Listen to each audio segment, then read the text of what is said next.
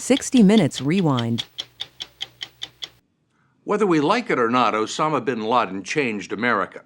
With that September morning in 2001, he introduced fear and ingrained the threat of terrorism into the daily lives of anyone who lives in a big city, travels by air, or enters a federal building. For more than a decade, bin Laden managed to elude the U.S. military and intelligence establishment and taunted 3 U.S. presidents.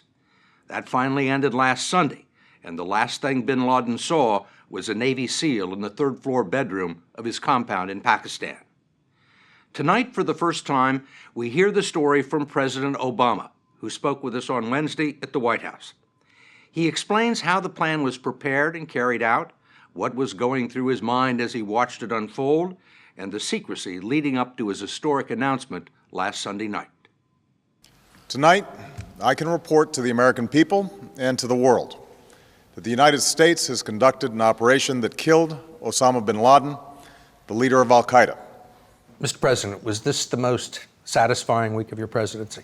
Well, it was certainly one of the most satisfying weeks, not only for my presidency, but I think for the United States since I've been president.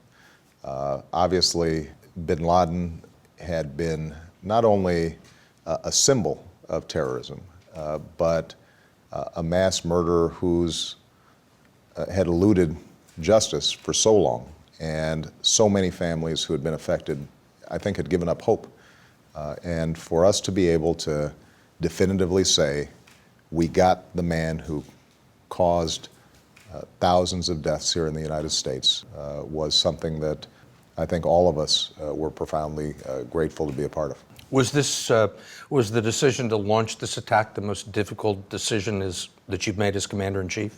Certainly one. Every time I send young men and women into a war theater, that's a tough decision. And whenever you write a letter to a family who's lost a loved one, it's sobering. This was a very difficult decision, in part because the evidence that we had was not absolutely conclusive. This was circumstantial evidence that he was going to be there. Obviously, it entailed enormous risk to the guys that I sent in there. But ultimately, I had so much confidence in the capacity of our guys to carry out the mission that I felt that the risks were outweighed by the potential benefit of us finally getting our man. How much of it was gut instinct? The thing about gut instinct is if it works, then you think, boy, I had good instincts. If it doesn't, then you're going to be running back in your mind all the things that told you maybe you shouldn't have done it. Obviously, I had enough of an instinct that we could be right, that it was worth doing. When the CIA first brought this information to you, right, what was your reaction? Was there a sense of excitement? Did this look promising from the very beginning? It did look promising from the beginning. I keep in mind that obviously when I was still campaigning for president, I had said that if I ever get a shot at bin Laden, we're going to take it. And I was subject to some criticism at the time because I had said, if it's in Pakistan and we don't have the ability to capture him in any other way, then we're going to go ahead and take the shot. So I felt very strongly that there was a strategic imperative for us to go after him. Shortly after I got into office, I brought Leon Panetta privately into the Oval Office, and I said to him, we need to redouble our efforts in hunting bin Laden down. And I want us to start putting more resources, more focus, and more urgency into that mission. So by the time they came to me, they had worked up a image of the compound, where it was, and the factors that led them to conclude that this was the best evidence that we had regarding bin Laden's whereabouts since Tora Bora. But we didn't have a photograph of bin Laden in that building. There was no direct evidence of his presence. And so the CIA continued to build the case meticulously over the course of several months. What I told them when they first came to me with this evidence was, even as you guys are building a stronger intelligence case, let's also start building an action plan to figure out If, in fact, we make a decision that this is him or we've got a good chance that we've got him, how are we going to deal with him? When was that, when you set that plan in motion? Well, they first came to me in August of last year with evidence of the compound. And they said that they had more work to do on it, but at that point they had enough that they felt that it was appropriate for us to start doing some planning. And so from that point on, we started looking at what our options might be. The vigorous planning did not begin until early this year. And obviously over the last 2 months, it's been very intensive, in which not only did an action plan get developed, but our guys actually started practicing being able to execute. How actively were you involved in that process? About as active as any project that I've been involved with since I've been president. Obviously, we have extraordinary guys. Our special forces are the best of the best. And so I was not involved in designing the initial plan, but each iteration of that plan they'd bring back to me, make a full presentation. We would ask questions. We had multiple meetings in the Situation Room in which we would map out, and we would actually have a model of the compound and discuss how this operation might proceed and what various options there were, because there was more than one way in which we might go about this. And in some ways, sending in choppers and actually putting our guys on the ground entailed some greater risks than some other options. I thought it was important, though, for us to be able to say that we definitely got the guy. It was important for us to be able to exploit potential information that was on the ground in the compound if it did turn out to be him.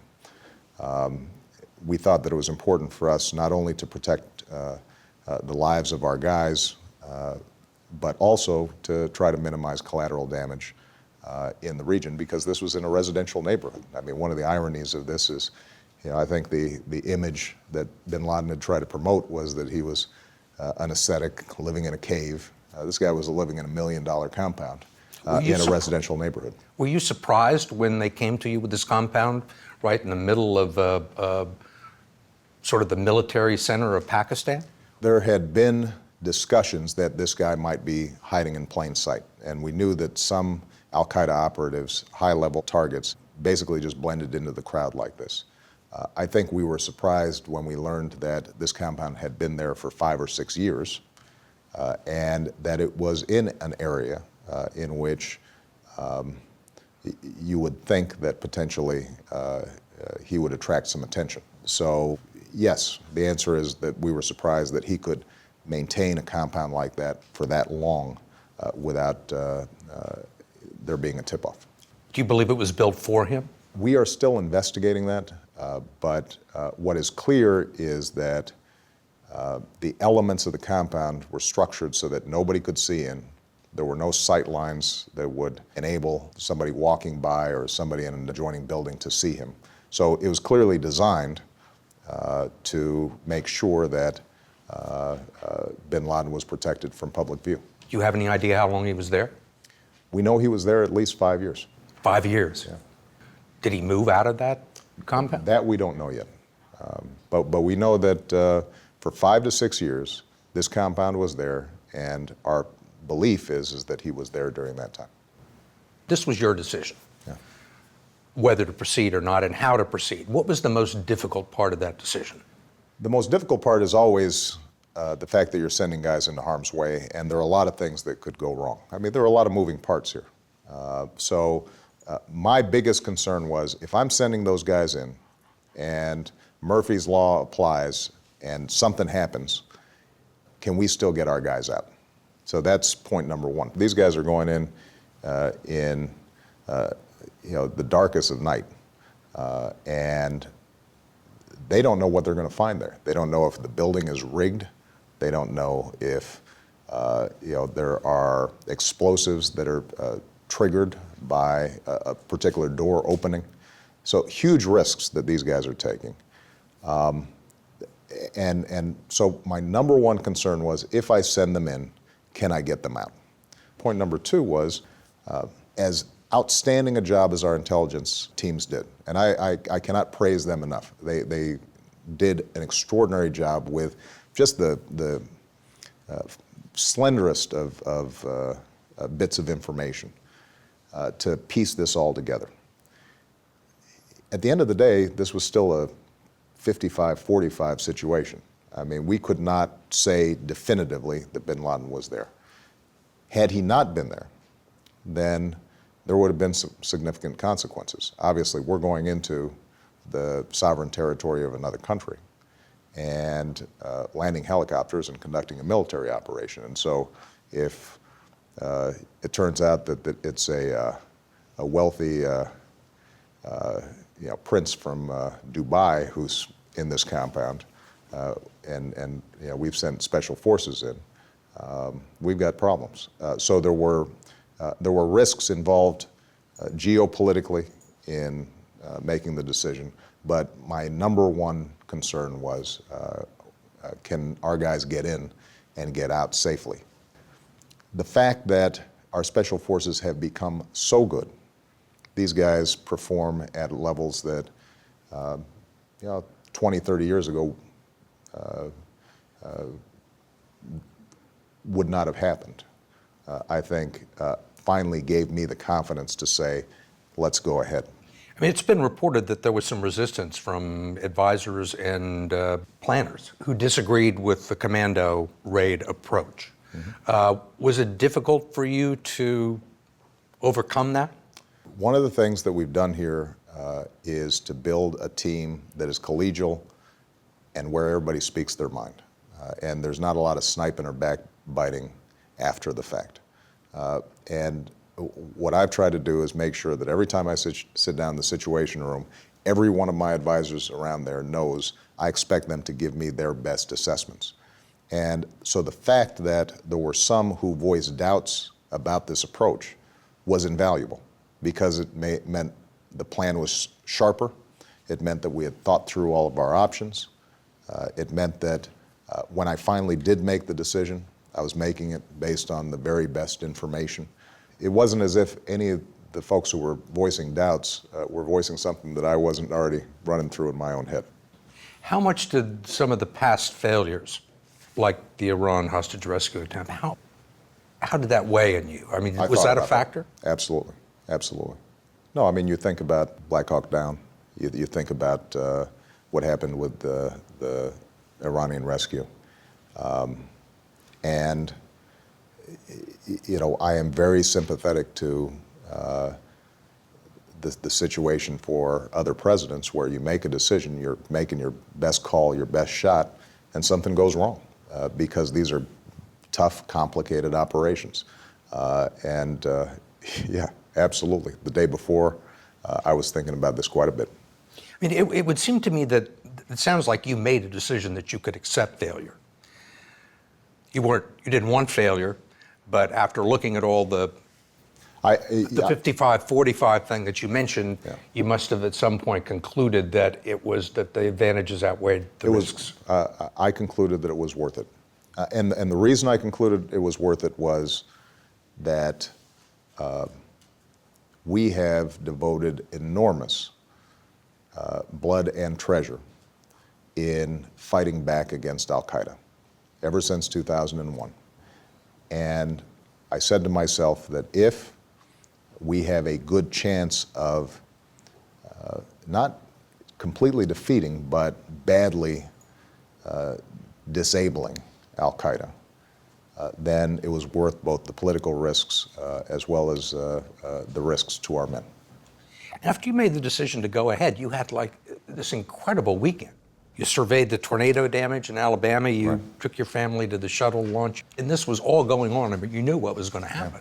Yeah, I made the decision Thursday night, informed my team Friday morning, and then we flew off to look at the tornado damage, to go to Cape Canaveral.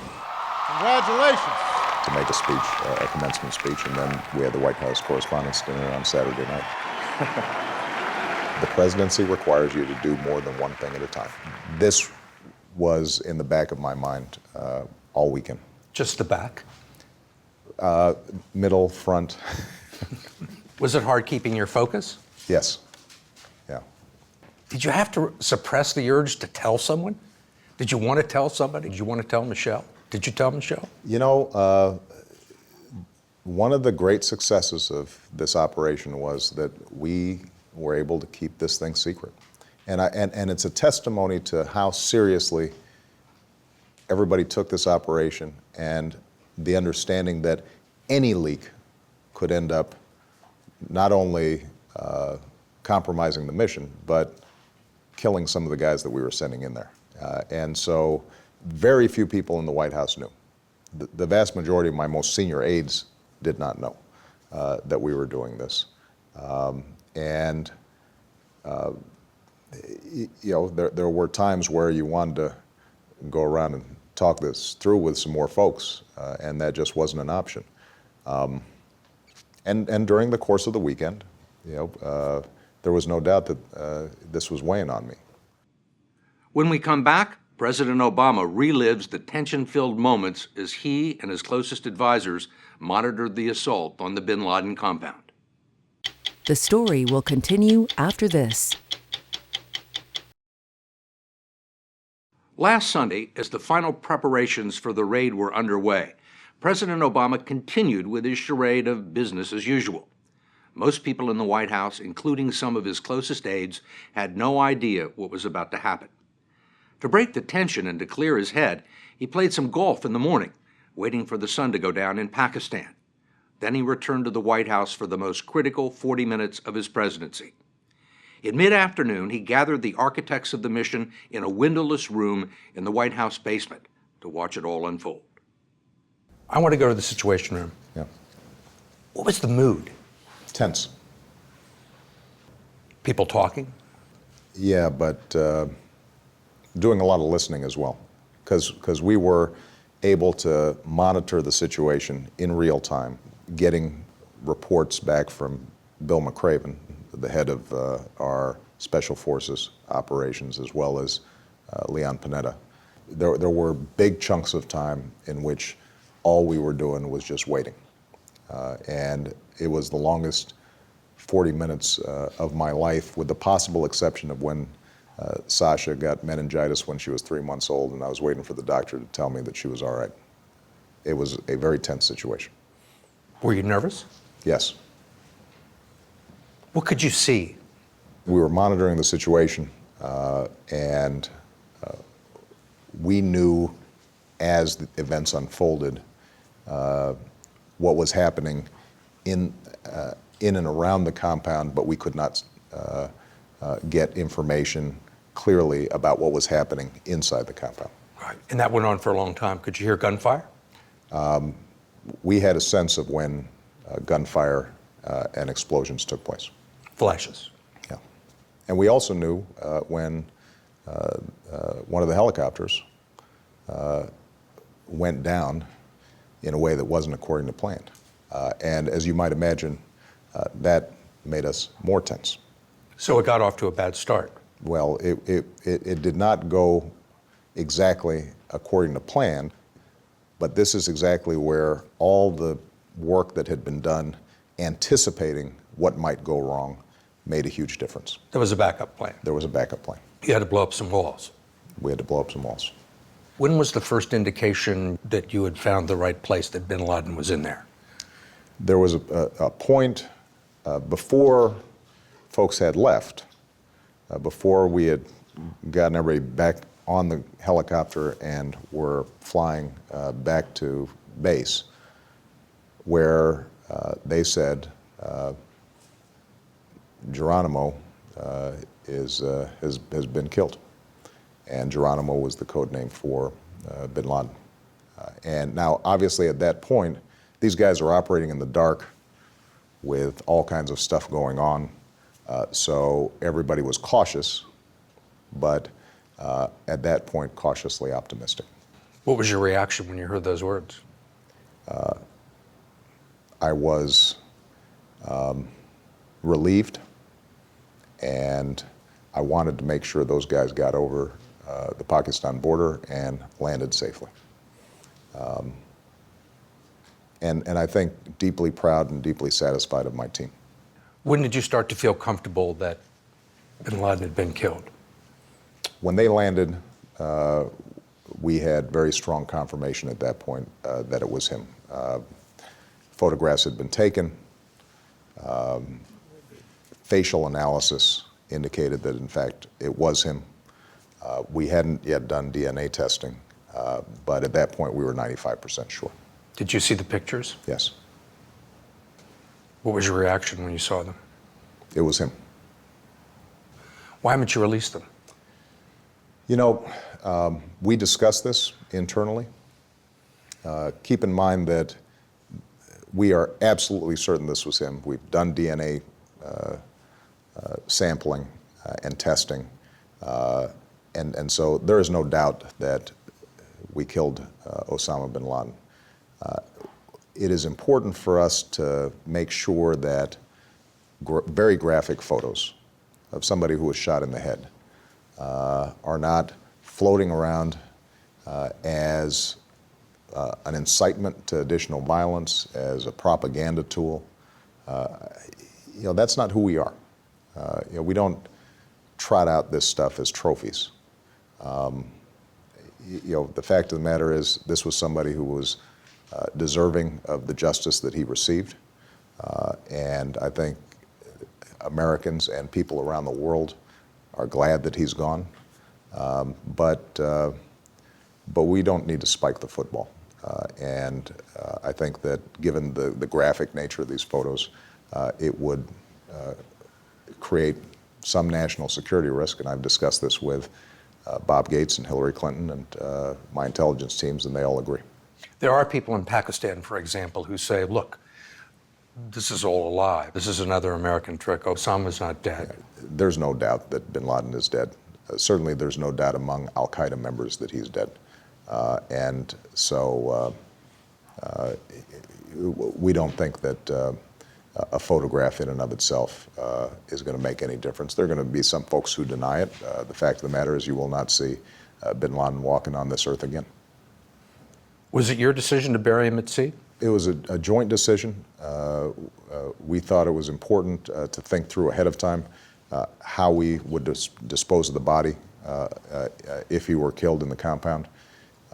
And I think that what we tried to do was consulting with experts in Islamic law and ritual to find something that was appropriate, that was respectful of the body. Frankly, we took more care on this than obviously bin Laden took when he killed 3,000 people. He didn't have much regard for how they were treated and desecrated. But that, again, is something that makes us different. When the mission was over and you walked out of the Situation Room, Yeah. What did you do? What was the first thing you did? You know, I think I walked up with my team, and I just said, we got him. Good job. The White House released video that captured the mood as aides and congressional leaders were given the news. The reason I'm calling is to tell you we killed. I'm starting to get a buzz. We killed him. And the president thanked cabinet members and advisors after Sunday night's speech. Good job, National Security Team. Thank you. Yeah, I'm proud of it. You guys did a great job. They did. It was a moment of great pride for me to see our capacity as a nation to execute something this difficult this well. In a moment, President Obama talks about our allies in Pakistan, why he chose not to tell them about the mission, and where we go from here now that bin Laden is dead. The story will continue after this. The Special Forces mission that killed Osama bin Laden was extremely difficult, not just because of its operational complexity and the uncertainty of the intelligence. It was also complicated by the location where bin Laden was finally discovered, not far from Pakistan's capital and right under the noses of the Pakistani army. There have long been doubts about the commitment and trustworthiness of America's chief ally in the fight against al-Qaeda, and Pakistan was kept in the dark about the assault against bin Laden. Now the relationship between the two countries has never been worse. You didn't tell anybody in the Pakistani government or the military or the intelligence community? No. Because you didn't trust them? As I said, I didn't tell most people here in the White House. I didn't tell my own family. It was that important for us to maintain operational security. But you were carrying out this operation in Pakistan. Yeah. You didn't trust them. If I'm not revealing to some of my closest aides what we're doing, then I sure as heck am not going to be revealing it to folks who I don't know. Right now, it's certainly the location of his house, the location of the compound just raises all sorts of questions. Do you believe people in the Pakistani government, Pakistani intelligence agencies knew that bin Laden was living there? We think that there had to be some sort of support network for bin Laden inside of Pakistan. But we don't know who or what that support network was.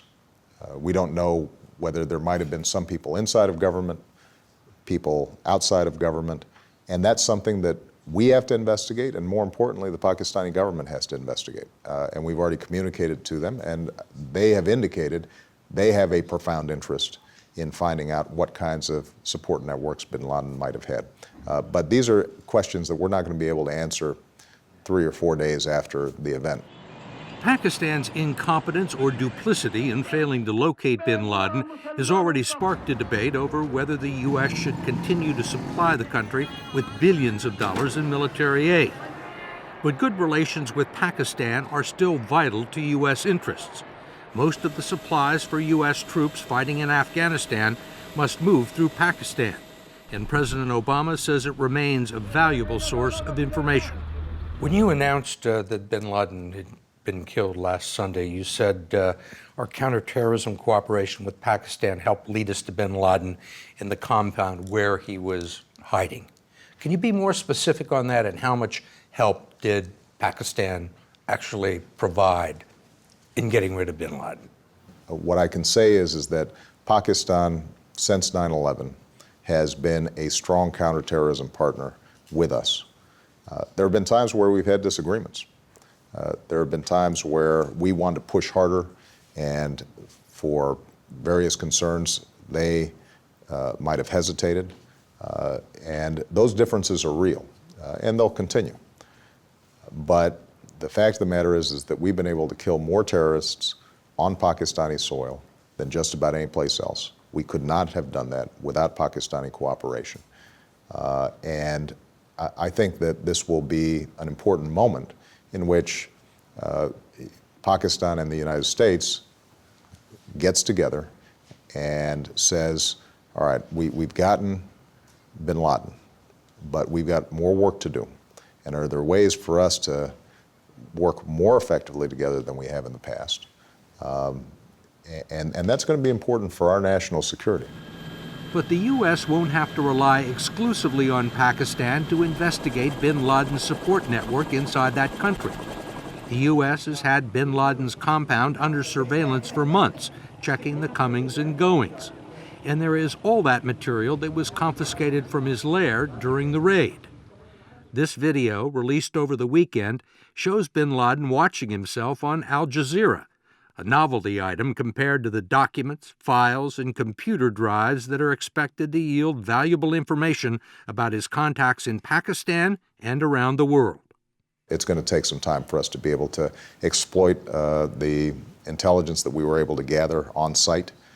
And I just want the American people to think about this. These guys, our guys, go in the dead of night. It's pitch black. They're taking out walls, false doors, getting shot at. They kill bin Laden, and they have the presence of mind to still gather up a whole bunch of bin Laden's material, which will be a treasure trove of information that could serve us very well in the weeks and months to come. It's just an indication of the extraordinary work that they did. Do you have any sense of what they found there? We are now obviously putting everything we've got into analyzing and evaluating all that information. But we anticipate that it can give us leads to other terrorists that we've been looking for a long time, other high-value targets, but also can give us a better sense of existing plots that might have been there, how they operated and their methods of communicating. And we now have the opportunity, we're not done yet, but we've got the opportunity, I think, to really finally defeat at least al-Qaeda in that border region between Pakistan and Afghanistan. That doesn't mean that we will defeat terrorism. It doesn't mean that al-Qaeda hasn't metastasized to other parts of the world where we've got to address operatives there. But it does mean we've got a chance to, I think, really deliver a fatal blow to this organization if we follow through aggressively in the months to come. By the time President Obama arrived in New York City on Thursday to honor the nearly 3,000 people killed on 9/11, there were already reports of evidence collected from bin Laden's compound about al-Qaeda's aspirations to conduct attacks on U.S. rail systems. This was President Obama's first visit to Ground Zero since taking office, and he wanted to close a loop. He laid a wreath of red, white, and blue at the foot of a tree that was pulled from the rubble, nursed back to health, and replanted. And he met with relatives of the victims. One of them, 14-year-old Peyton Wall, who had sent the president a letter earlier in the week about her father, Glenn, who was killed when the towers fell. She'd spoken to her dad when she was 4 years old before the towers collapsed. He was in the building. And she described what it had been like for the last 10 years, growing up, always having the sound of her father's voice and thinking that she'd never see him again, and watching her mother weep on the phone. Let's go, guys. Come on. The president also paid a visit to Engine 54 Ladder 4, the New York firehouse that had 15 people killed on September 11th. He dedicated the raid to them and thousands of others who had lost their lives that day. After the ceremony, we managed to grab a few more minutes with the president to talk about the future. In some ways, this is the end of a chapter. And I want to ask you a little bit about where we go from here. There are people in Congress, influential people now on both sides of the aisle, who are saying that this is an opportunity for us to cut our commitment in Afghanistan and hasten our withdrawals. What's your response to that? Well, first of all, remember that when I came in, I said, we're going to end the war in Iraq so that we can refocus attention on Afghanistan, Pakistan, and the border region there where al-Qaeda was focused. We've now removed 100,000 troops from Iraq. We did increase our troop levels in Afghanistan so that we could blunt the momentum of the Taliban and create platforms that would allow us to go after al-Qaeda directly. We've denigrated al-Qaeda significantly even before we got bin Laden. And I think it's important for everybody to understand that the work that's been done in Afghanistan helped to prepare us for being able to take bin Laden out. Now, I've already committed to a transition starting in July where we're going to begin drawing down our troops in Afghanistan. But it's important to understand that our job's not yet finished and that we've got to make sure that we leave an Afghanistan that can secure itself, that does not again become a safe haven for terrorist activity. But I think that that can be accomplished on the timeline that I've already set out. I mean, you seem to think that it might hasten our withdrawal. Well, keep in mind what has happened on Sunday, I think, reconfirms that we can focus on al-Qaeda, focus on the threats to our homeland, train Afghans in a way that allows them to stabilize their country. But we don't need to have a perpetual footprint of the size that we have now. Do you think this improves the chances for some kind of a negotiated settlement in Afghanistan? I think what it does is it sends a signal to those who might have been affiliated with terrorist organizations that might have had a favorable view towards al-Qaeda, that they're going to be on the losing side of this proposition. And it may make some of those local power brokers, those local Taliban leaders, have second thoughts and say maybe it makes more sense for us to figure out how to participate in a political process as opposed to engaging in a war with folks who I think we've shown don't give up. We wanted to know what kind of awards and decorations the president had in mind for the U.S. Special Forces who participated in the assault on bin Laden's compound. They'll pretty much get whatever they want, but these guys are so low-key, so focused on just doing their job that they get embarrassed, I think, if they get too much attention. On behalf of all Americans and people around the world, job well done. Job well done. On Friday, the president got a chance to thank them personally during a visit to Fort Campbell, Kentucky, where the helicopter pilots were based. He reportedly met them behind closed doors, along with the Navy SEALs who carried out the assault. It's unlikely you will ever see the faces or learn the names of those who avenged 9/11 and finally disposed of its mastermind. Their identities are classified and likely to remain so. Is this the first time that you've ever ordered someone killed? Well, keep in mind that every time I make a decision about launching a missile, every time I make a decision about sending troops into battle,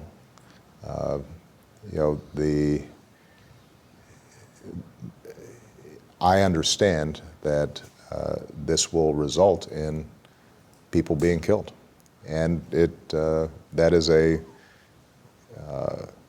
sobering fact, but it is one that comes with the job. This is one man. This is somebody who's cast a shadow, has been cast a shadow in this place, in the White House, for almost a decade. As nervous as I was about this whole process, the one thing I didn't lose sleep over was the possibility of taking bin Laden out. Justice was done. And I think that anyone who would question that the perpetrator of mass murder on American soil didn't deserve what he got needs to have their head examined.